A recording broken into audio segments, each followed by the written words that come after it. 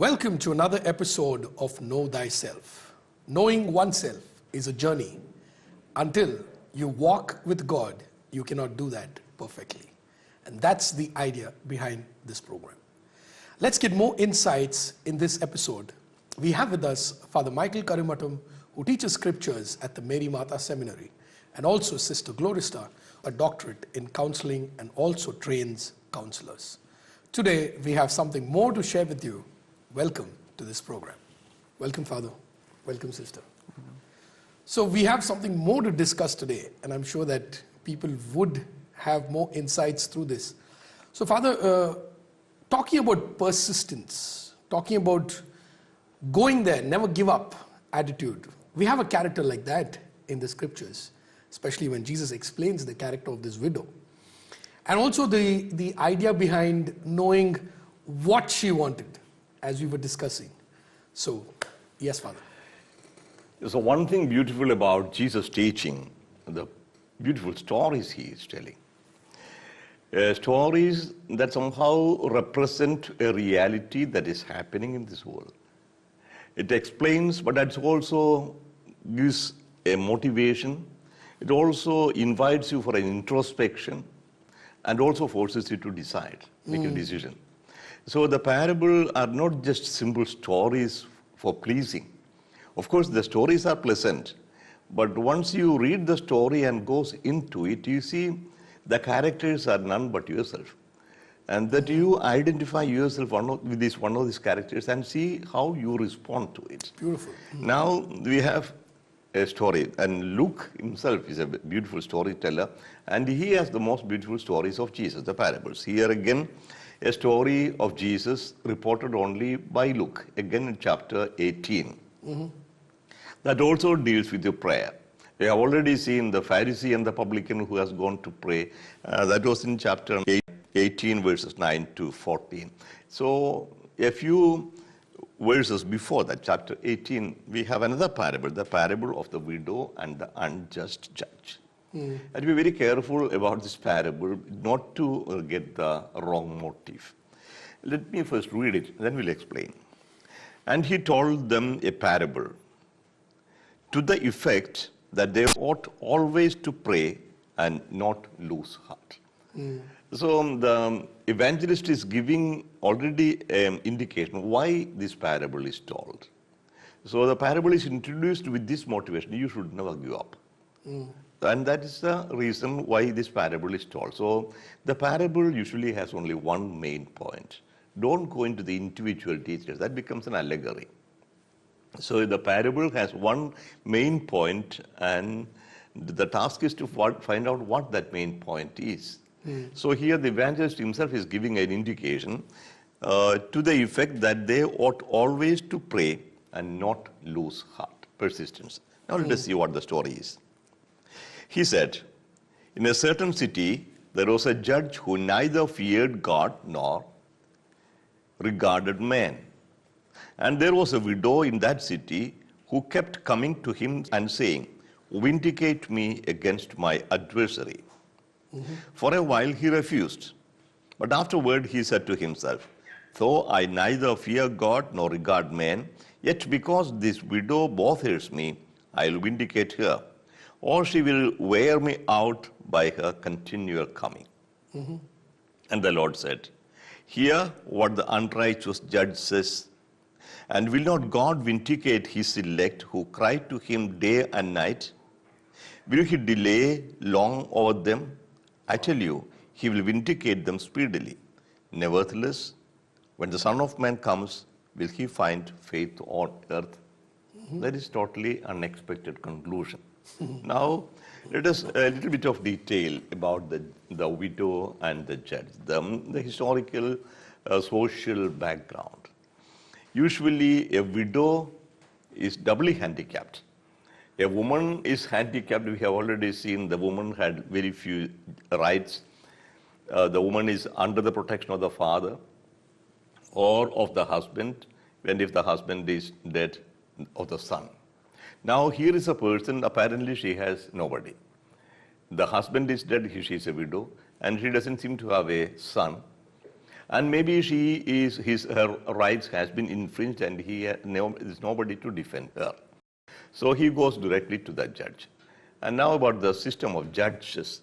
The earlier times, they had the tribal courts where the people, the tribal elders will sit at the entrance of the town, and anybody who has a complaint can lodge the complaint at the city gate. That's what they call the city gate.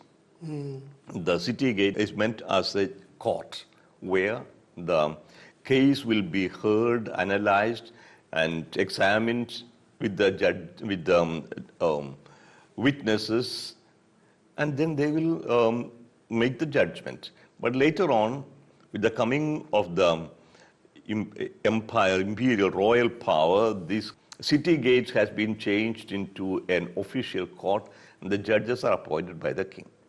Now we come to such a judge. He can grant justice, or he can just deny it. There is nobody to question him, and he is presented as a supreme authority there. And so there is a person who has all the power and a widow who has no power. And this widow has been somehow an object of injustice. Maybe she is not given her sustenance, her husband is dead, nobody to care for her. So now she has only one thing: go and appeal to the court, and the court doesn't move. This is the situation. Now what shall she do? She has no other way. She has to go. She has to get this justice. And she has nobody to intercede for her. So she goes directly. And there is nothing to constrain this judge. He is a man, he has no conscience. He doesn't fear God, he doesn't respect the people. It's a totally unjust man. We don't know who appointed him. That's the story, no? It's a totally unjust, unrighteous judge and a poor widow. The two specimen. The widow is the symbol of all the sinful people. And here the judge is presented God. Now Jesus is telling, even though the man does not do anything for her because of the question of righteousness or right, now don't misunderstand God as an insensitive, unjust judge. So if an unjust and insensitive judge also feels somehow forced to give, how much more God, who is your Father? So this is a parable not of comparison but of contrast. Right. So first we have to keep in mind. And now what I would like to hear from Sister, so what is this importunity, or this not giving up? You try once or twice and give, I can't. So what is the role of this perseverance, persistence in the personality growth, I would say? One thing we can say is that she knows her situation. She has nobody to help her, and she is really in their need. And in prayer also we are coming into that, in the sense that I am aware of my need. When I am desperately in need, I will not stop praying. I'll keep on praying, keep on asking.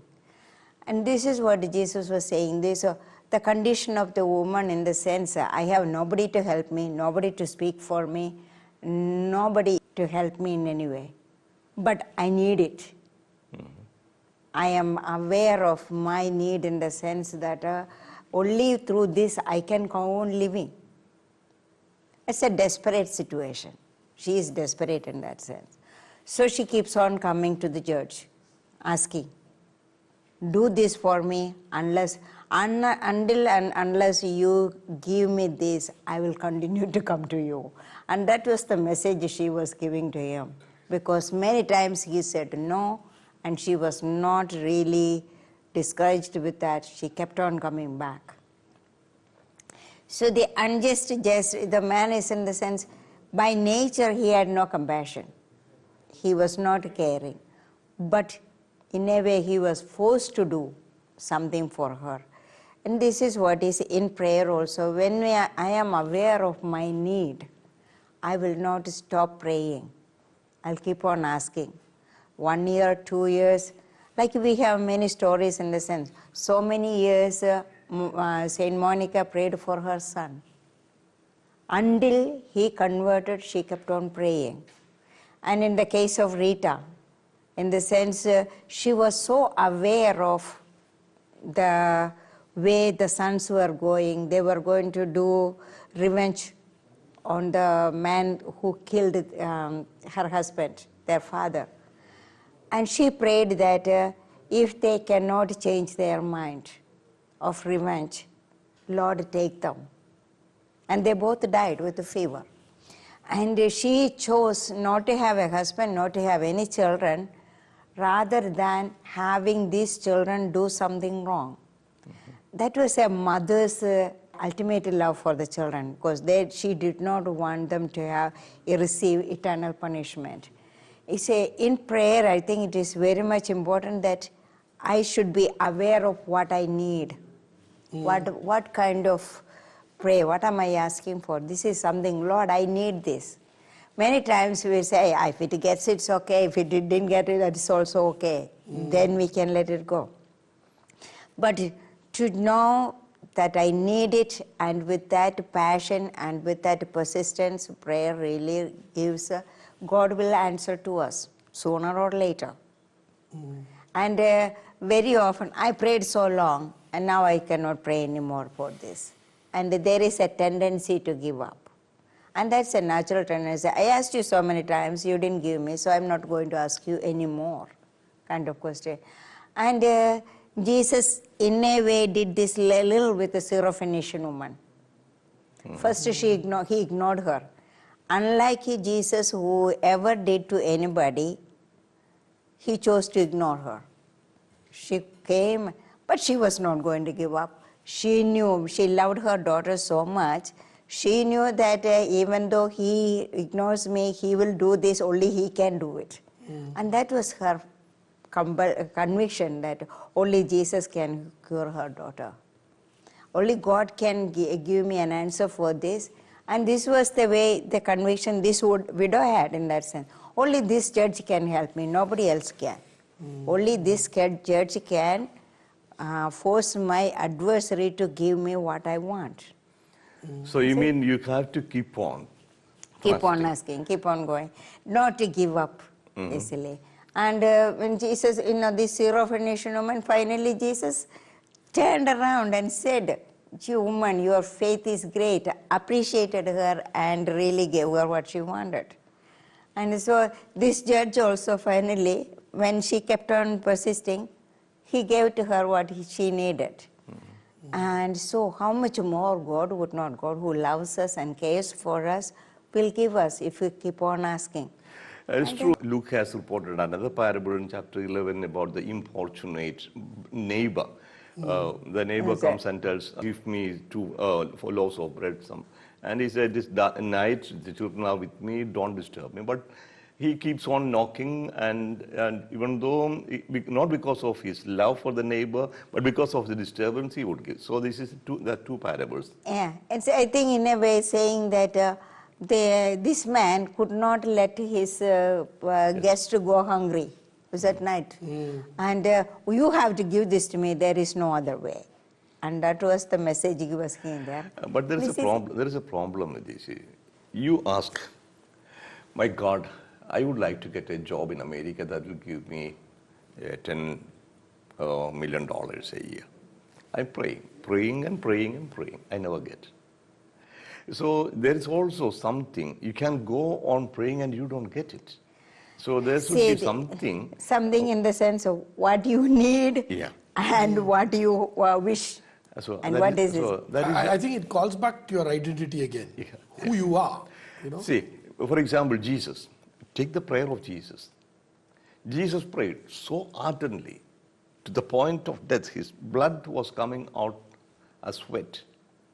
"Father, if it is possible, let this cup pass from me." He went on praying at least for an hour, and he was so in severe pain. But nothing happened. But then he said, then he added, "Not as I will, but as you will." will, yeah. So I think this is one thing we have to keep in mind. So you can keep on praying and praying, you don't get it, because there might be many reasons why your prayer is not answered. For example, one, it may be you are not answered because God wants to test your faith, grow in faith. One thing. Persist, as this one. This could be another, you are praying for something that God doesn't want to.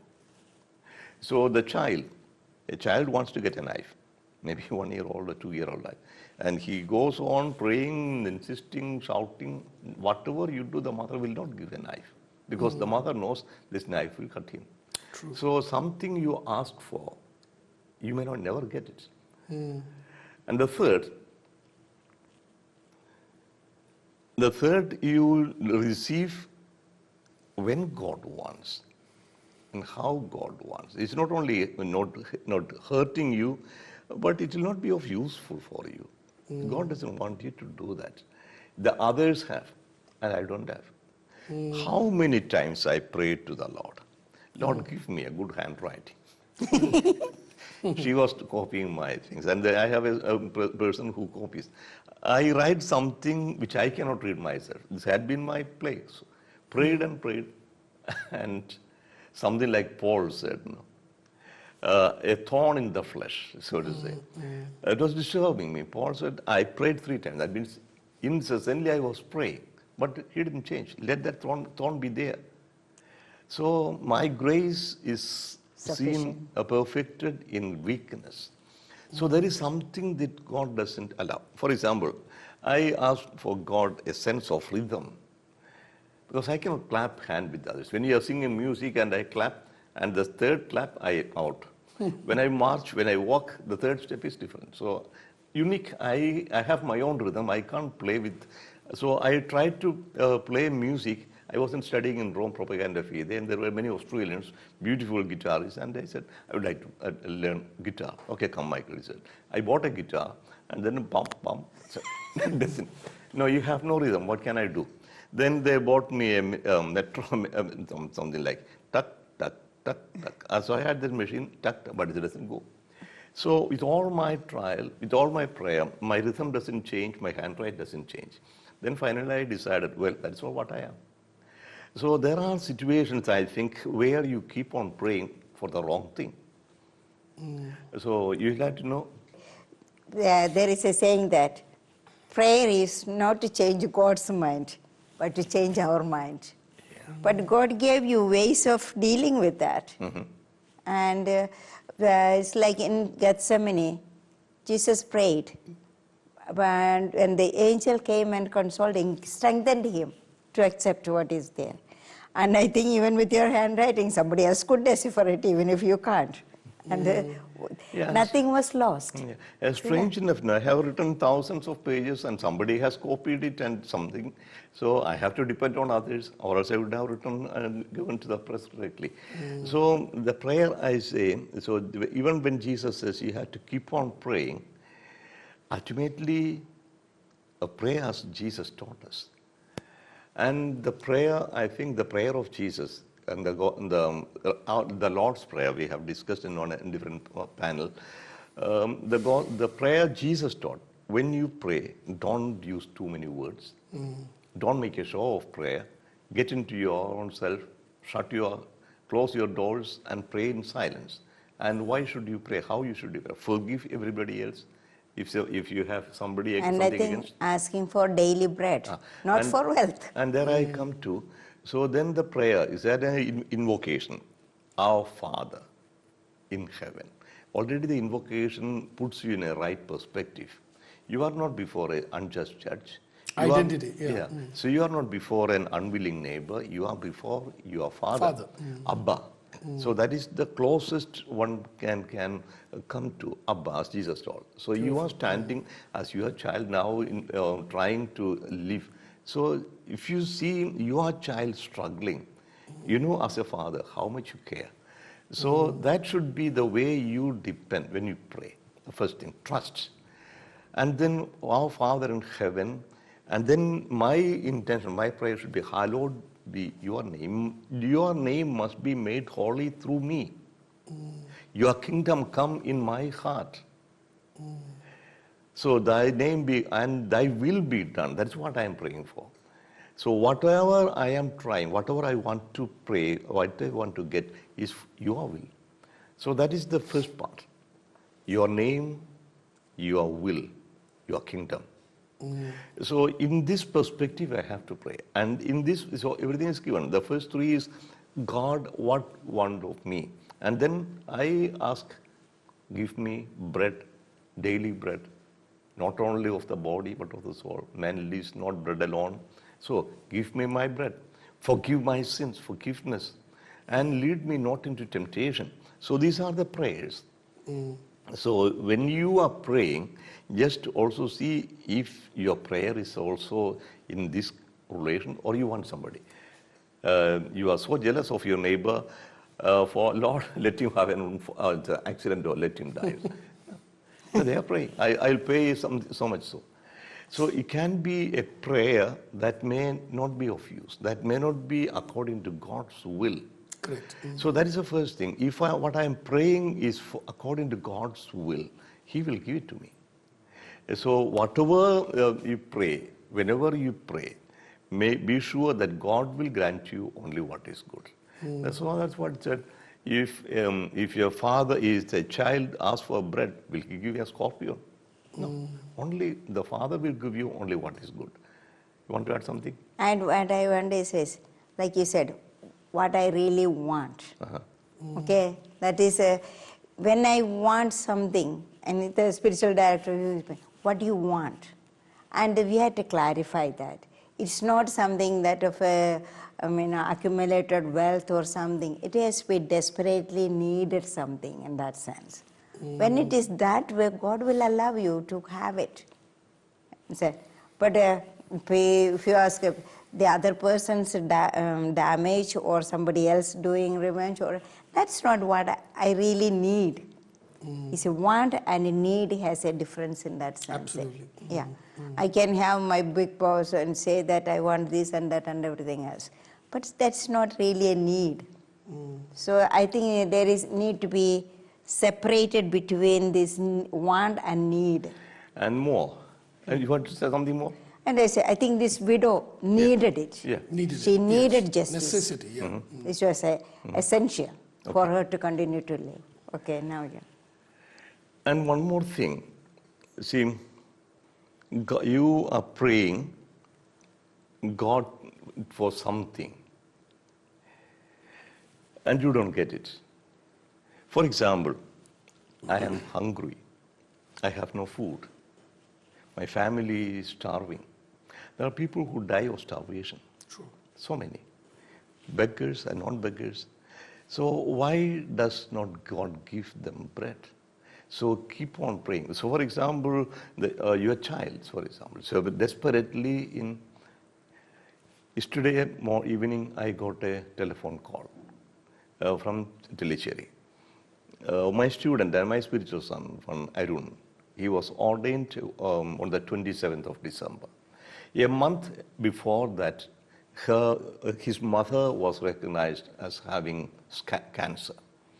Immediately she was brought to some hospital in Mangalore and she was treated.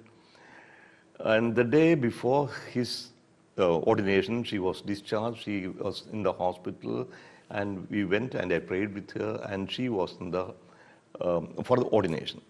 But today, so 2 weeks after, she died. Why did God call her back? The father, she was only about 54 or something. Why does not God hear? So then the question is also, who decides what is your need? Who decides how long you should live? That's one thing. So we are in our prayer, above all, as Jesus said, thy will be done. So your will be only the best for me. That's one thing. The second, the prayer has also a social dimension. God doesn't come here to give bread. You have to share the bread with the other. So you have all this. So your kingdom come, give us this day our daily bread. You ask, give. But you got to go and give your bread to the other. So this prayer also is invitation, a demand. If you are praying to God, you have also listened to the cry of the other. Right. So the people pray together, they have to share. So if we were sharing, much of this poverty would have been not there. So that's how the first Christian community is presented. There was nobody who was poor in this. Nobody lacked anything because they were sharing. So the prayer, on the one side, you depend on God. On the other side, you listen to God and you be ready to share what you have. So here, it is a kind of inner change. So by prayer, what I think, first of all, you come to realize God's will for you. So don't go on telling, you should give me this and give me this. And the ideal prayer is that of Jesus. Let thy will be done. Right. And thy will be done as you want. But I keep on praying. So this is what I think I desire. But don't think the physical life is the most important thing. There is something more, beyond. So something beyond. For example, so there are so many examples coming to my mind. But the death is not the worst thing that can happen to you. Death is only an opening a door to the new life. So God has decided how long you should be here, or what has been entrusted to you. And once that is over, come home. You are welcome home. And I think there is one thing, okay? The mother's life ended there. But one on the other positive side, and says, she was there for his ordination. Yeah. At least God gave her that much time. And that was a blessing for him. Often we think of what we did not get. Exactly how that son, because today I was the funeral, I should have been for the funeral there, but I said, I have an appointment, I couldn't. Okay. He said, Father, I'm thankful that my mother was there for my ordination. Wow. Now she prays for me from heaven. So this is how the prayers may be heard, not as you think you should be. Okay. So that as a wise father or mother who knows what is the best for the child, God will answer your prayer only for your good. So you can keep on praying, keep on insisting, don't get despair. So keep on knocking and it will be opened. But then you have to also keep this in mind. He will give only what is good for you. We're coming to the suspense question there. Yeah. I mean, where he says, what if the Son of Man comes back? And will he find faith on earth? Oh, that is a very, very frightening question, Anand. And I asked myself the question. So many times in the history we had seen, and now we have come to a kind of juncture where many of the countries that were supposed to be 100% Catholic or Christian, very few remain true believers. And secularism has taken over. God has become superficial.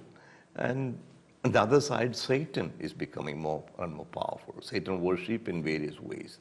And also the other countries where the Christianity was still vibrant, but then real faith, is it diminishing, is it growing? Very difficult to say. From the external signs, we cannot judge. Even in the Western countries, people in India, especially Kerala, we think, look at the West, they have lost everything. We have so many retreat centers, we have so many churches.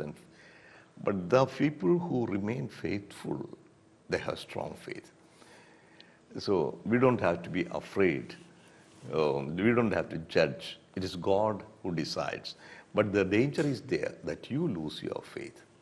That calls for persistence, this episode. We did see that, in fact, the Lord says, he who endures to that end will be saved. So let's wait on his kingdom, on his truths, on his wonderful words, and know ourselves much better and remain in his love. If you have any questions on this episode, you can write to knowthyselfdtv@gmail.com. Till we meet you in another episode, God bless you all. Thank you, Father. Thank you, Sister.